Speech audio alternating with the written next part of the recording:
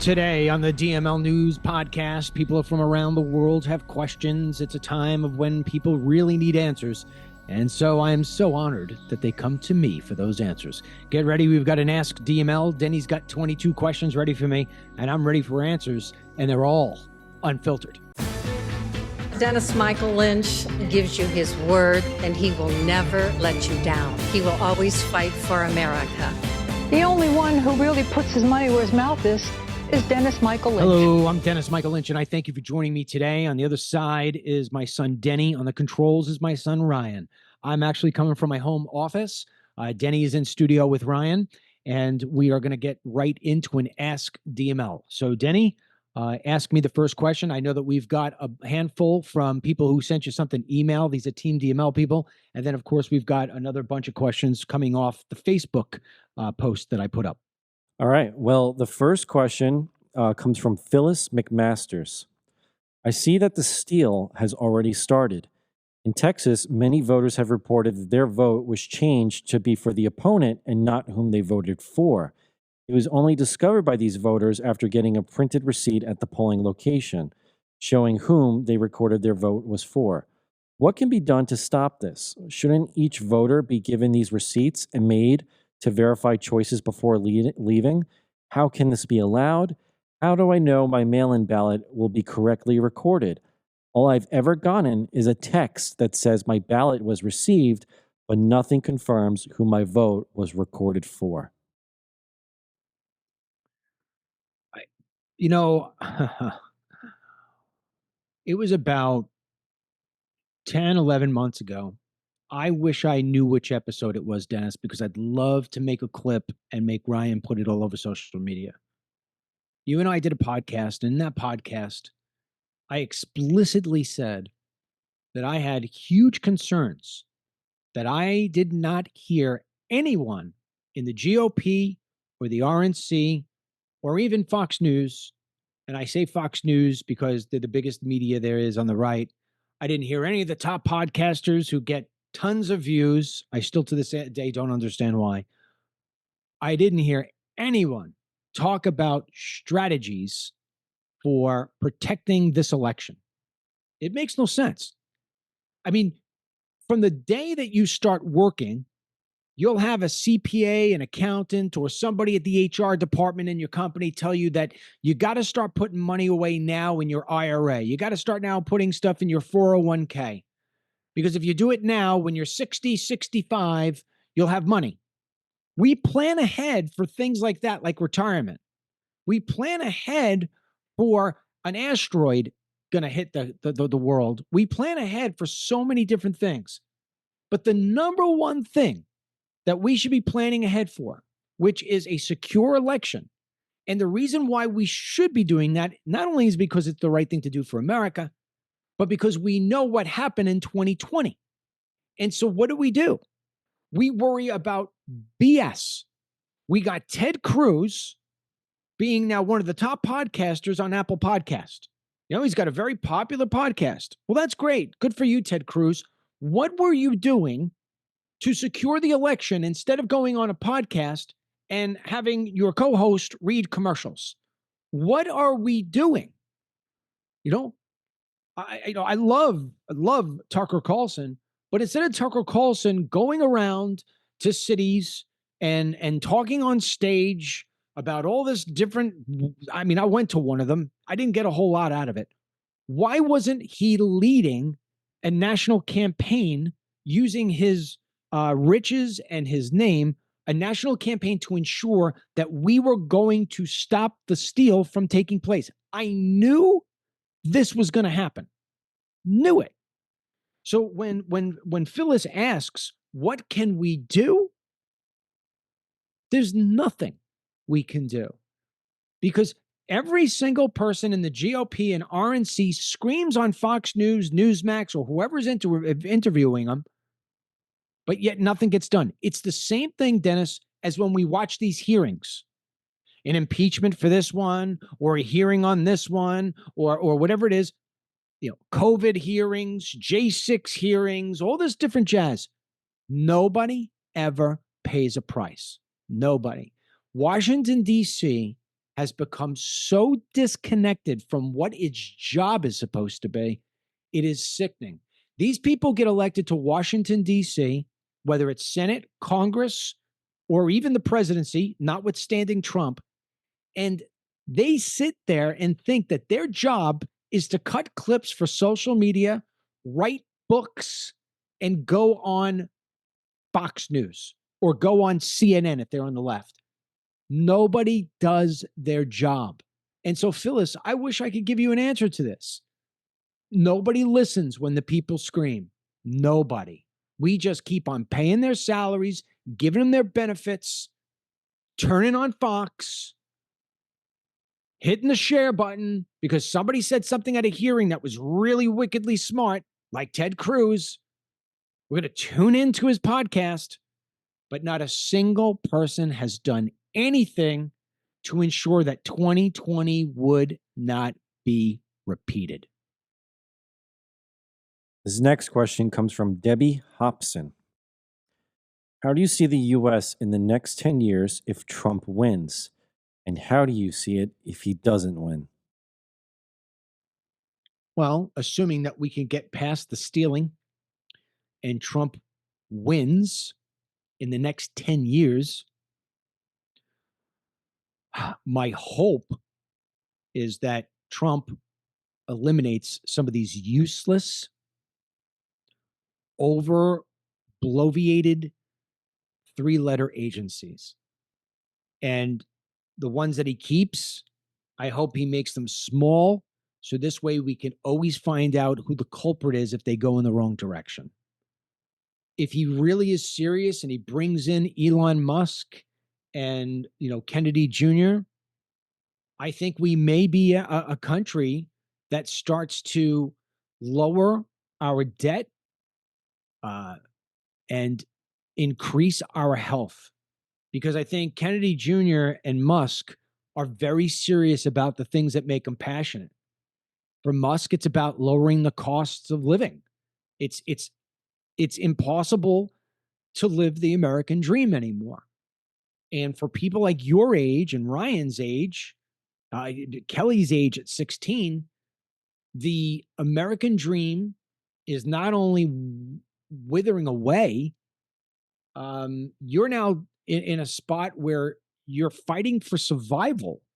It's the difference between you living in a tent and being able to pay your bills. If you get lucky, maybe you're a millionaire. But the majority of your life, if things don't change, is going to be a struggle to try to figure out how you're going to pay the month's rent or mortgage payment. So I'm hoping that Trump takes the next 4 years, improves the economy, gets inflation down, stops the world from blowing itself up, fixes these agencies and punishes the people who need to be punished. And I think he's the best guy for the job because he's got a vendetta to settle. And unfortunately, that's what it takes in order to get anything done anymore. And then maybe, J.D. Vance will be able to carry that torch. And he theoretically, if he won the election, he'd be in his second term by the time this 10-year thing that Debbie's asking about materializes. And I would hope that we would have a country like we had back in the 80s when Reagan was president and morale was high, the economy was strong, the world respected the United States. Maybe we could go back to the sort of mojo and national pride that we had, because until we have a national pride, then forget it. If you don't have pride in your home, you know what happens? You don't make your bed, you leave the house a mess, you let it fall apart, and it just becomes a dwelling. When you have pride in your home, you make it so this way it looks like the nicest house on the street. We need pride in our country again. And pride is leadership down. You know this. If you and Ryan are in my house and you're trying to be, you're being sloppy kids, what did I used to do? I cracked you into order. You weren't allowed to go out with your friends or do anything until you cleaned your house, until you cleaned the backyard. You did work with me. It's leadership that trickles that down. Right now, we've got Biden. Right now, we've got Obama. Right now, we've got Harris. They don't care about the cities and the towns and the states. They don't care about anything other than their own power. With Trump, you're going to get somebody who cares and loves about the country and understands that in order to fix it, you got to get rid of the bad actors and you got to empower the people. That's what that looks like. If Trump doesn't win and Kamala Harris wins, I don't know what it looks like because I've never lived in a country that is socialist or communist, but I just think it's one of those things where it's ugly, it's more divided than ever. And I think that states will think about seceding. And I hope they do because I would be in one of those states that would break away. Donna Powell. God willing, if Trump wins, how bad do you think the chaos will be by the radical lefties? It's been an unprecedented time in our country. Anyone who thinks Kamala is capable of being leader of the free world has been hit in the head with a coconut. So what's her ultimate question? If Trump wins, how bad do you think the chaos will be by the radical leftists? Meaning, I think if I can interpret. Yeah, no, I know. I want people to go back to 2016, in 2015. I had my Newsmax show back then. And I remember that not a night went by when there wasn't fighting in the streets, people lighting things on fire, Trump supporters getting pummeled, uh, just total chaos. I think if Trump wins, there's going to be a lot of that again. The difference is last time the Trump MAGA people didn't really fight back. It was always the lefties beating the crap out of one guy. And I think that Trump supporters have had it. We've had it.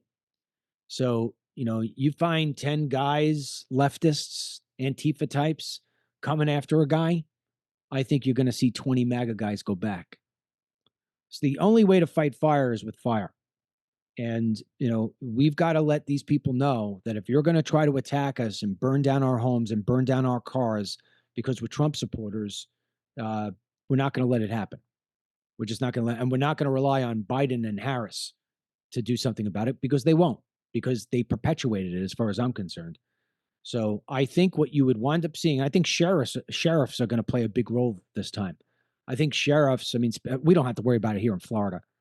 But I think that in other areas, if the left goes unhinged and they try taking it out on the American citizens, I think you're going to see sheriffs and police departments say, "Screw this pussyfooting around. We've been standing back for too long. We know we're going to have our back protected by Trump when he finally gets inaugurated," and I think you're going to see a pushback. So I'm not worried about it as much this time as it was in 2016. I think it would be quickly fizzled out. I'm more worried about what they'll do to Trump, to be quite honest. What they try to do to Trump anyway, but that's another conversation for another time. This next one is from Hastusa. Not long ago, there were 158 different ways to cast your presidential vote. Then Dominion came in to simplify things, but they also corrupted things. Why aren't we voting on a registered smart device? You register the device with your social security number, and in the meantime, the government has time to check out to be sure that you are a citizen. You vote during the 24 hours on Election Day, and the results aren't known until Wednesday morning at 12:01 a.m. No, man, no. If if you ever watch a movie where the plot is somebody thinks they're being recorded, taped, spied on, what have you, typically what they'll do is they'll make somebody go naked with them in a pool. And they'll go up to their very, top of the chin, and they'll sit there and they'll have a whispering conversation in the pool. And it's the one way to ensure that you're not being listened to, right? I don't care what form of digital device you're talking about. This guy has just asked me about a digital device that connects to your social security number. My God, You're asking for fraud and hacking. I don't think people truly understand the sophistication behind hacking. I mean, the Pentagon is hacked into every single day, you know? So the more sophisticated that we get with technology, the easier it becomes to hack because more people are learning how to do it.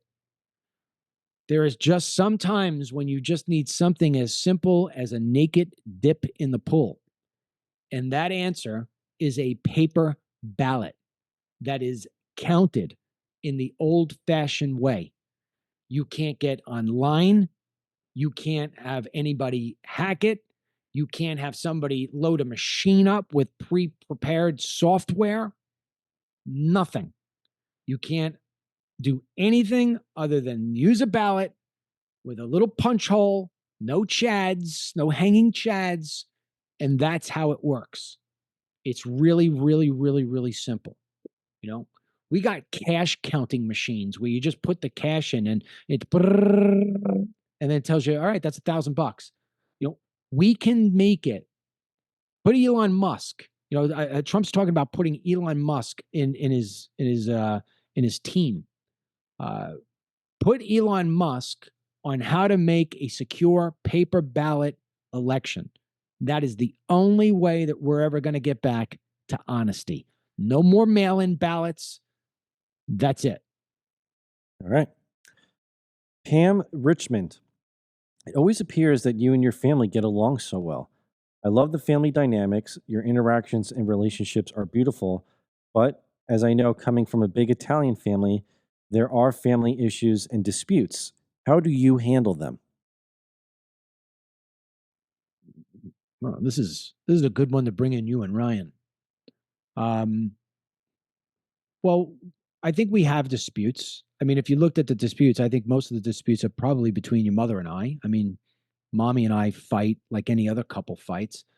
I think the difference between mom and I is that if we have a fight, we've been together so long that if we have a fight at 4 o'clock p.m., most times it's done by 6, meaning she'll either give up or I'll give up. And we realize that life is short. It's not worth it. But as a family, I think that we have, and I give mom and I credit for teaching this, and I give you guys credit for learning it and implementing it. I think we have emphasized to each other as a family that love and togetherness is more important than any baloney argument we can possibly be having. And so I think that's what it is. I mean, we don't have a lot of fights. We don't. I mean, think about that. That's a testament. We work together. We vacation together. We all live in the same town and see each other all the time. And you know, we're tight. I think the other thing that helped us big time is that there was a 12-year period in our life where there was 6 people living in a 3-bedroom, 1-bath house. And you've got no choice but to learn how to respect, love, and get along with each other.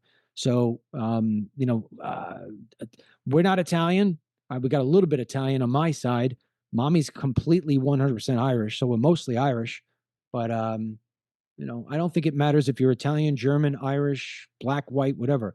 I think if you have a general respect for each other and a love for each other and realize that the core of your whole world is your immediate family, then in the same way you wouldn't kick your dog, you don't kick your family member. And that's that. What's your take on that, Dennis? And what's Ryan's take on that in a shorter version than what I get? Oh, no, pretty much the same. Unlike Congress, when we do have our arguments, we actually talk it out and usually come to a conclusion. So, but I think that's with every family for the most part. If you want to go now, Rye, I know you're. Yeah, I mean, I think our big thing is we just don't hold grudges. You know, we have our fights, but they fizzle out and they don't last long. All right. Sounds good. I like it. What's the next question? Judy Roberts, are you planning on running for office someday soon? I think you have great ideas and are a stand-up man. I wish you good luck in all you do. Take care and God bless you. Oh, Judy, thank you for the vote of confidence and thank you for the compliments. The answer to this is real simple. Sometimes your plans don't go as you thought. I'll go from bottom up. I moved in part to Indian River County, so this way I would possibly be able to run for Congress. The guy who had the seat here was in his late 70s, and I knew he would be retiring soon. So I've been watching him constantly with the idea that once he announces he's not going to run again, that I would potentially run. Well, the gentleman announced that he was running in 2024. I said, all right, this has got to be the last time he does it. And unfortunately, he was doing it because I figured it'd be a great time to run as a Trump supporter. Well, what he did was on the last day where anybody could register to run as a candidate, he dropped out of the race, and another guy who's a state congressman entered in to sort of replace him. And then the next day, when I found out about it, it was too late for me to announce that I would be running. So what's happened to me there is there's another guy now. He's going to win hands down. And, unless I want to primary him, which is not the greatest thing to do, it's very hard to take down a guy unless he sucks. So it looks like I won't be able to run for Congress anytime soon in Florida. As far as governor goes, I'm 1 year short. So when DeSantis is up, I can't run because you got to be a resident for 7 years. And I would have that time been for about 5.5. So I can't do that. In terms of Senate, Rick Scott's going to win. Marco Rubio just won. These guys are going to be in here for a long time. So really, the only opportunity for me, unless I wanted to do it on a state level, and I don't, is if you were talking about the White House. Well, if Trump wins, J.D. Vance is going to be the torchbearer. Nobody's going to run against him. So Lord knows how long that would be. I'll be too old by the time it comes up again. So the only opportunity is if Kamala Harris wins. If Kamala Harris wins, do I decide in 2 years from now that I want to start exploring and maybe run? And I don't know. It would depend on what the country looks like 2 years from now. If it's that corrupt, I don't know if it makes sense. I don't know if it makes sense to stay in the United States, to be quite honest. So let's see what happens. We need to get Trump elected, and then we could talk about things like theoretical, does DML or somebody else that we like run for office? Mary Goodman. Is Trump so confident that he is going to win that he thinks it's okay to make outrageous comments like the size of Arnold Palmer's manhood? Yeah, good question. Trump is Trump, and the great news about that is what you see is what you get. You don't have to ever worry about him being a Kamala Harris type where he flips, on who he is on any given day. In one breath, Kamala Harris says, "How dare we say Merry Christmas?" And then the next time she's doing an announcement, says, "Merry Christmas, everyone." Trump is always going to be Trump. And that means that periodically you're going to get him saying things and doing things that are unbecoming of a president. Whether he's saying, about Arnold Palmer and how he looks in the shower, or, he's on a Entertainment Tonight bus telling him, grab him by the what. He does things like that. And so, nobody's perfect. Nobody walks on water, and we're all fallible. And Lord knows Trump has his axes to carry, but, or I should say crosses to bear. But at the end of the day, I don't know a single person who would say, I was voting for Trump yesterday, but because he talked about Arnold Palmer and how he looks naked in the shower, I'm not voting for him today. There may be a couple of undecided voters who went along that direction, but if that's what's going to make them not vote for Trump, well, they would never really vote for him anyway. They were just looking for another excuse not to. Next question is from Sue Ticilio Finelli. Do you think they will actually allow Trump to get into the White House? Even if by the grace of God, election shows he won, I fear something huge is planned if he wins. Well, if he wins, he gets his sentencing on November 26th, but even if they give him 100 years in jail, he ain't going to jail, so that's not a concern. My biggest concern is, they try to kill him. They've tried to do it 2 times already, and they're going to try to do it every single time. So if he wins, the first thing I do is I hire a taste tester, because I don't put a piece of food in my mouth until somebody else tests it. And I'm not outside a whole lot. I am hunkering down, And you really gotta, I don't know how Trump is the kind of guy who flies off the hip, sort of like talks from the hip. I don't know if he's really taken the time yet to realize what it is that his life is going to be for the rest of his days on earth. There's a part of him where he feels like he's the Teflon Don. Nothing sticks. He gets in trouble, he gets out of it. I mean, damn it. The guy turns his head a nanosecond and he misses from going to be brain dead or dead to, a mosquito bite on his ear in an assassination attempt. When that sort of thing happens to you, you start to believe as if nothing can take you down. That's a dangerous place to be. So Trump's life is never going to be normal again. If he wins, they are going to try to kill him every single day of his remaining days. If he doesn't win, they are going to put him in jail for the rest of his life. I don't know how he's doing it. I don't know how he's doing it. He is the strongest willed person I have ever witnessed in my entire life, hands down. Next question is from Terry Ann. Do you feel we are headed for World War III? Absolutely yes. If Kamala Harris wins this election, whether it's an authentic win or a manufactured win, you can guarantee yourself that this country will be headed into a massive conflict. And it may very well be the beginning of the end for the United States of America. Because if you look over the course of history, every great empire, every great nation has fallen. And what keeps us, people say the Constitution and the rule of law is what keeps us above the fray. Well, we've given that up in many different ways. The second thing that protects us is that we're a powerhouse. And if you screw with us, it's like screwing with Mike Tyson. The problem is that, you tie Mike Tyson's hands behind his back, he's just another man.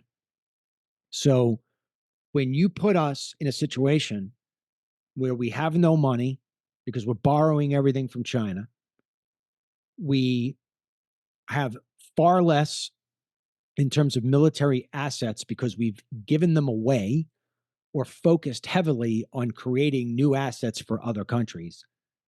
And militarily, we've got either woke people sitting in the Pentagon, or we've got an army that's short, a navy that's short, a navy that has old equipment, a Marine Corps that's gone woke. I mean, we don't have the apparatus, leadership, or manpower that we used to have. And so I don't know if we're capable of fighting one good war, let alone two wars, and possibly three wars, because you're looking at the possibility, if Kamala wins, Iran goes after Israel and all those other radical Muslim nations around them join in. You've got Russia going full-blown nuke on Ukraine, and you've got China going into Taiwan. The countries in Europe are going to chicken out and back out, and the United States will wind up crumbling to its knees, and cartel and terrorists and everything else will make this country make it so this way all people live in fear. And that's where I think we're headed with a Kamala Harris victory. Mary Susan. DML, who will win the World Series? New York Yankees. Next. Melissa Vance Darding. Why do you think people, and to me, more on the liberal side, but not all, can no longer have discussions and be open to new information? Well, Melissa, because liberals don't think. They act on emotion. They don't think. The liberal mind has gone off the deep end. I mean, it has gone off the cliff, and it is so far gone. So, the day, liberals, I remember back when I first was together with Mary, there were parts of her family that were they considered themselves Democrats, and the reason being is because they were civil servants and they believed in unions. But when it came to things like war, border, economics, we agreed on the same stuff. We just disagreed on things like, do you unionize or you don't? We disagreed on things that were more socially based. Is it gay marriage or should it be marriage between a man and a woman? Now, every single last fundamental thing in the United States is a battle. And the reason why it's a battle is because the Democrats have changed their position on fundamentals like open borders, economic policies, who we protect and who we don't protect. We never protected terrorists. We didn't negotiate with terrorists. Now we send them pallets. Now we burn down our own colleges in the name of terrorist Hamas. So the Democrats have gone completely off the rails. The Republicans and conservatives still stand for the same thing. If anything, we've gotten better because we have softened on things like gay marriage, been more acceptable to other people.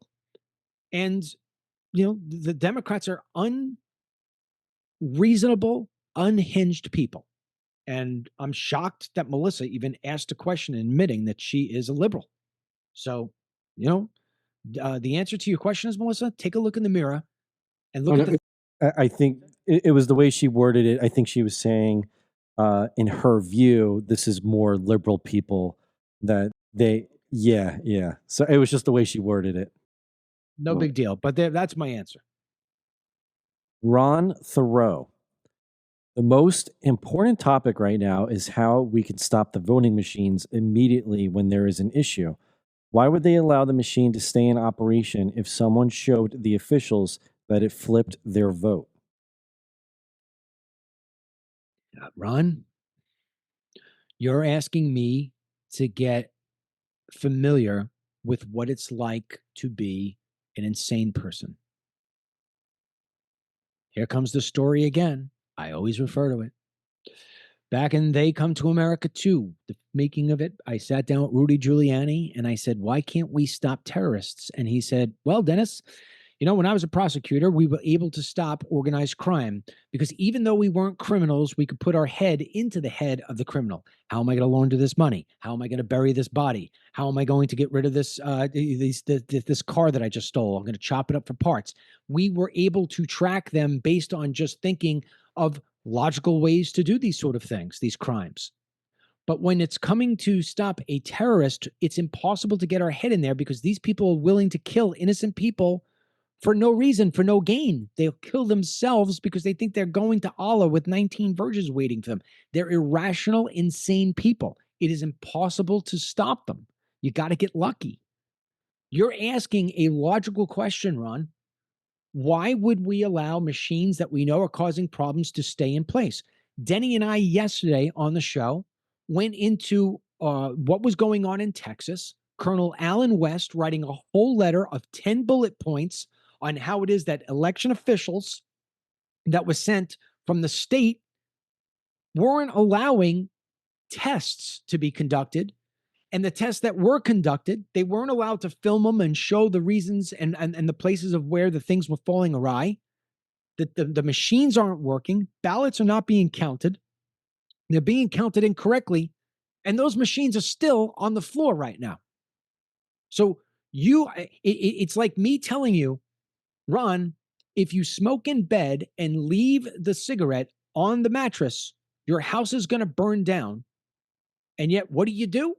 You smoke in bed and you leave your cigarette on the mattress. It's almost like you want to burn down your house. That's what it sounds like. It sounds like you want to commit insurance fraud. And so that's what I think it is. I think you have people in this country right now that know Trump is going to win this in almost the same fashion that Reagan took 49 states in his second run. And they don't want it to happen. So they are willing to do the fraud and burn down the house. So this way, Trump can't win. Next question comes from Patty Gable Miller. Does anyone know if the military stands with Trump or do they stand with Biden? I would want to tell you that the military absolutely stands with Trump, but I don't know the military anymore. We still have a large group of very patriotic, conservative men and women who believe in country first, well, God first, country first, family first, and they don't see left or right. They see right or wrong. You've got a lot of these people who are conservatives. They don't believe in what it is the Democrats are doing. But the face of the military has changed over the course of time. When COVID was in play, we lost thousands of military members because they wouldn't take a jab. The most healthiest people in our country, right? Most of them are military. They could walk up a mountain 15 miles high, and do it with sandbags on their back. But we're going to make them take a COVID shot. So when they wouldn't take it, those people got eliminated, because they can't be controlled. So I could tell you those probably all support Trump. Now we've got people in the military who could go in there and get themselves a transgender surgery. I don't know who's fighting for us anymore. We've seen, Dennis, you and I have covered it. We have seen the new drills and the new training programs in the military. It used to be your drill sergeant was going to get up in your face and freaking put you into place. Now we've got a more gentle, more simple, you're very wanted here. You're important. You're a part of the team. That's not how you make vicious killers. That's not how you make the best trained people. So I don't know what our military looks like anymore. So I would like to think that the military would support Trump because Trump will support the military, but the whole country's gone woke at this point. So I don't know. I don't know how to answer the question. Melissa Ackley McKean. How do we stop mainstream media from brainwashing people and making division greater amongst us? They twist and lie so much it's sickening, and it's extremely damaging to our nation and the world. How do we stop mainstream media from brainwashing people and making division greater amongst us? First of all, I don't think it's the mainstream media that brainwashes people. I think it's the school system. The school system brainwashes the kids, and then basically it's the equivalent of loosening the top of the ketchup bottle. And then the university systems are the ones that pop it off. So by the time that a kid is 21, 22, they have been taught their entire life from the people they see most. Because look, Kelly's at school 8 hours a day. She comes home. I come home from work. We do whatever. Maybe I see her for 2 hours, 3 hours in a night. She's seeing the people who are teaching her at school more than she's seeing her mother and father. So what's happening is the indoctrination is so wild in the school systems. And then again in university, my God, right, Dennis? When you and Ryan went to school, you went away to school. I mean, I saw you at Christmas and Thanksgiving and in the summer. You were away from me for most of the time. But I did such a good job in raising you when you were young, I didn't lose you to those systems. But that's not the majority of America. So we get these kids who come out, they can't find their ass with both hands. They've got degrees in things that are useless. And so they believe that they're all out there, championing a cause. So then you get the mainstream media, and what they're doing is they're just putting icing on the cake, but the cake is already made. So if you really want to change how it is that this country operates and mentally thinks, you've got to go way back. You got to connect. You can't connect the dots going forward. You can only connect them going backward. So rewind the tape and see where it starts. And it starts when little Danny is in the first grade and he's got his teacher telling him that he could simply become Danielle if that's what he wants to do. So when you start that early and you indoctrinate these children in large groups, then the media is just a maintenance program. The way that it happens is in the schools. So we got to start with the schools. I'd say eliminate the universities. They're useless at this point. And then we would have a more solid nation. Suzanne Alexander Grover. I've not seen or heard anyone talking about improving and upgrading our power grid. There's the push for electric vehicles and AI, but we don't have the energy infrastructure to support it. There's also the possibility of an attack on our grid. Are there steps being taken to prevent that? It's like asking me, what is the best way to operate on the brain? I've got my thoughts on it, but I don't know because I'm not practicing surgery as a neurologist. So I'm not in the electrical business. I'm not in the grid business. I'm not in infrastructure. So I wouldn't know any more than you would know. But usually I know what I'm not told. And I never hear anything about the electric grid being improved. I mean, we're in a situation here as a country to when a windy day comes or when a hurricane comes, level 1, category 1, we lose power because we've got these old antiquated tree poles holding up lines that are susceptible to just about everything. So we haven't even come to the point of where we're recognizing that, maybe these lines shouldn't be exposed. Should we put them underneath in some kind of tunneling system? So I got to imagine that if you connect the dots going backward on that, you're going to see these old antiquated electrical systems going back to old antiquated electrical grids. So we're not putting our money into our grids. We're putting our money into Ukraine. So I would say we're probably more vulnerable than they want to tell us. And from a standpoint of if you want to take down this country without ever having to go to an actual physical or nuclear war, the best way to do it is hack into our electrical grid, knock it out, and watch a third of this country die. Because if you don't have power for a week, 2 weeks, 3 weeks, masses are going to die. You're not going to be able to get money. You're not going to be able to get food. You're not going to have any electricity. You're going to have nothing. And you want to watch a country come to its knees? That's it. You get a hurricane in Florida like we just had. You have a tornado in Florida. We had people for 11 days without power. And this state, I bet you, has more generators than any other state in the union. So, great question, and something that nobody is really taking any serious look at as far as I'm concerned, because of all the things I hear going on the Capitol in Washington, D.C., they'll talk about just about everything.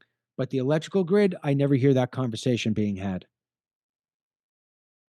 Betty Loishin Sar. It is being put out that there are some states that may allow illegals to vote or not keep them from voting. Would it be crazy for Trump to campaign on the subject of working on an easier and quicker citizenship after vetting? It might win votes. No, that's a bad idea. Simple equation here. I don't need more than 30 seconds. Number one, and I just heard somebody talk about this the other day, and I don't know who it was. Maybe it was Jim Jordan. I don't know who it was. Yes, Jim Jordan. We need to stop immigration into this country for 10 years, both legal and illegal. We have enough people. We have too many people, and we need to stop it. We need to get our affairs in order, get our vetting system perfect. You want to go work for the Secret Service or the FBI? Watch the vetting program. You want to go raise money from venture capitalists? Watch the vetting program. You want to become a citizen of the United States of America? Do you know how to just say the word the? Okay, you're in. Don't even worry about saying United States of America. If you can say the, we'll start with that. So stop all of it. Now, as far as the people voting in this country illegally, they're already doing it. We already know of history of people where people illegally are voting in the country. Virginia tried to knock the illegal non-citizen off the voter roll, and the DOJ sued them. So they want it done. They want it. Virginia could literally be a swing state. It could go blue. And the DOJ knows that, because Youngstown was a rare bird in getting elected. So, that was a blue state. They wanted to go back to being blue. They want these illegal aliens voting. Robin Stoddard.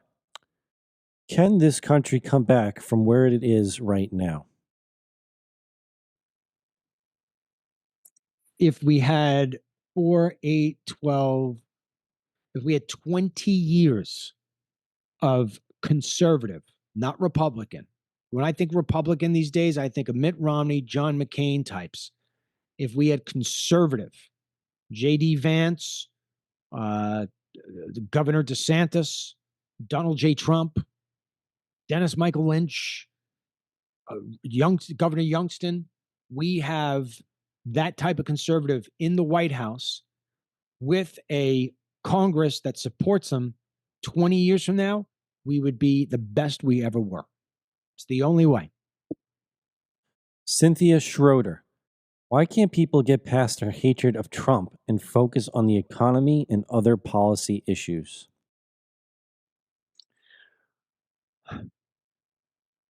The hatred for Trump, I thought about this last night, and so I have a good answer for it. And I'm glad that this question came in. I think the hatred for Trump stems from no matter what people do to him, he won't give up. He won't give up. And he keeps winning and he keeps trying. And he's saying to them, I don't care how much you hate me. You're not going to stop me. And so that makes somebody hate them more. What it should do is it should make people respect him more. But when you're talking about haters and Democrats, they don't have rational thinking as part of their repertoire. So you have irrational brains that are insane, and the insane mind is only going to act more radical and unhinged the more you feed it. And Trump feeds into them by not quitting. And that's why they hate him. They will not be happy until they conquer him. Joseph? Well, but Dennis, they can't think about anything else. If you're with, think about this. Think about the movies you've seen, or if you ever had anybody in your family who was schizophrenic or had any kind of mental health problem. You can tell them the same thing 500 times. You could actually show them how to do it, and they won't do it. And you, as a rational person, can't understand it. You're not dealing with sanity here. You're just not. That's why they can't think about things like the economy and the border. They're just fixed on hating him. That's why the view is cast by mentally unstable people. Joseph Joseph in Calcaterra. Has the Democrat Party become satanic? Satanic? I don't know if they're satanic as much as they are mentally unstable. I say it all the time. The only way to fix the problem is that you've got to take like the next 1,000 Democrats, especially those who are radical, and die. You have to do autopsies on their brain, and I guarantee you're going to find a common thread. Frank Saralegui. When will women fight their fight and save their identity? Oh, I think that might be the question of the day. It's amazing because if you look at the most radical of Democrats, they're all white women. And these women will sit there and throw themselves down in front of a bus and say, I dare you to roll over me. You're not going to take away my right to choose. And at the same time they're sitting there and doing nothing as men go in and take over their sports. So I don't know, man. I don't know. Women fought so long to have their rights and to be able to be CEOs and to run for president and be treated as an equal and everything else. And they got it and then some. And now, in many cases, they don't do anything to stop what the hell is happening to them. I mean, I think one of the greatest movies that we've had in the last decade is What is a Woman? Because it has been so diluted. And let me tell you something. The other thing, too, is what is a man? Tim Walz is the reflection of what the new sort of man is in America. He's weak. He's feminine. He's a liar. He puts tampons in boys' bathrooms. The whole country. I think it's a better question, Frank. The whole country has gone weak. Not just women. The whole country. When is the country going to stand up and fight for itself? Well, the last two questions are from both me and Ryan. Ryan, do you want to ask your question real quick? Or I'll ask mine. Which state do you think will flip from blue to red in the presidential election? Well, I'll tell you, I'll give you the one guaranteed, and I've said this before. And by the way, if people want to see my presidential map, what I think, this takes cheating and throws it to the wayside. It's as if it was straight up. People could go, it's pinned at the top of our X account, which is x.com/trustdml. I have my electoral college map up there, and I think Trump runs away with it. I think the one state we could bank on is New Jersey. It is blue, but I think it is dying to go back to red. So that's the one state I think we could bank on. Uh, yeah, I would say New Jersey. New Jersey's where I put my money. All right. Ryan, you want to ask your question? Yeah. So my question is, what do you think would push Americans to finally rebel? So Ryan is asking, what do you think would push Americans to finally rebel? That is a great question, Ryan. Uh, I don't know. There's a part of me that feels as if they won't. I think Americans have lost their spine. Not everybody, obviously, but I think the majority of Americans have lost their spine. They're not willing to stand up for themselves. They don't even stand up for their kids anymore. They let their kids be manipulated and mastered by puppets in schools. I don't. I mean, look what's going on with these machines. Let's what's going on our border. Why haven't a million people gone down to the border and demand that we're going to protect our homeland? Why do we only have select parents going to school board meetings and complaining about the fact that they've got sexually explicit books in libraries? I don't know. I don't know. I think the problem is that America has gotten fat and lazy. We've gotten cushy, and you know we've lost the fighting spirit that we see in Donald J. Trump. I think that's one reason why he's so beloved, because he's one of the last people that really is showing what American grit and never give up attitude is. I think people look at him and say, yeah, we still got America. That's why I'm going to vote for him. He's the old America. The issue is, I bet you more than half the people voting for him think and look at him that way and respect him and admire him for it, but they do so because they know they'll never do it themselves. So they're looking for somebody to do it for them. So I don't know what your answer is, Ryan, but people a lot of times people say if you take away the guns, eh, I think half the people who have guns, if they were told that they had to hand them in or else they were going to jail, they'd hand in their guns, not realizing the fact that they just handed over the key to the jail cell. So go to Australia, ask those people how they feel about handing over their ability to have their firearm. So I don't know what the answer is to that, Ryan. I hope in my lifetime I never have to see it. I'd like to just see good leadership get back into the White House, get back into Washington, D.C. Let's have a peaceful, nice, everybody gets along sort of country where we all stand for the same thing. We could disagree on some things, of course, but we're all looking for the United States of America to be the best and to prevail and to create a situation where our kids, grandkids, and great grandkids can have the most wonderful life, because life is short and it doesn't make sense to be spending your life arguing about stuff that really doesn't matter.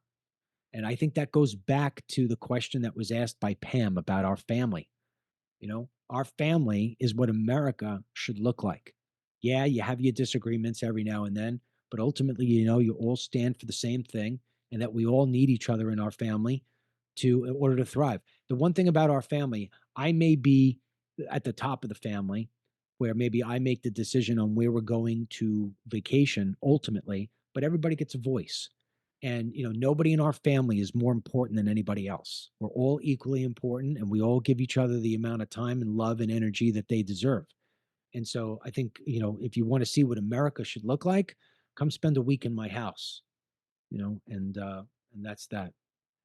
So, all right, I think is that the last question? That's the last question. All right, so we only have 2 more days left of the $10 value. That basically is you go to dmlcbd.com/store, STORE. There are items up there for $10. I think at this point, there's just a bumper sticker and maybe a handful of Denny's books left, The Wild Adventures of Robin and Summer. You go in and you buy any one of those items for $10. You get a free DML CBD face serum bottle worth $55. We had one person buy 30 because they wanted the face serums. So you could buy one item for $10 and you get the item and which is already discounted, and you get the face serum. You could buy 3. You'll get 3 face serums. You could buy as many as you want. It ends on Friday. So get in there. Don't miss it. dmlcbd.com/store. Also, for those of you who are DML CBD customers, the last final site-wide BOGO is going to be on Monday, and it's going to last until the election. And I suggest that if you need to save your money this week, save it.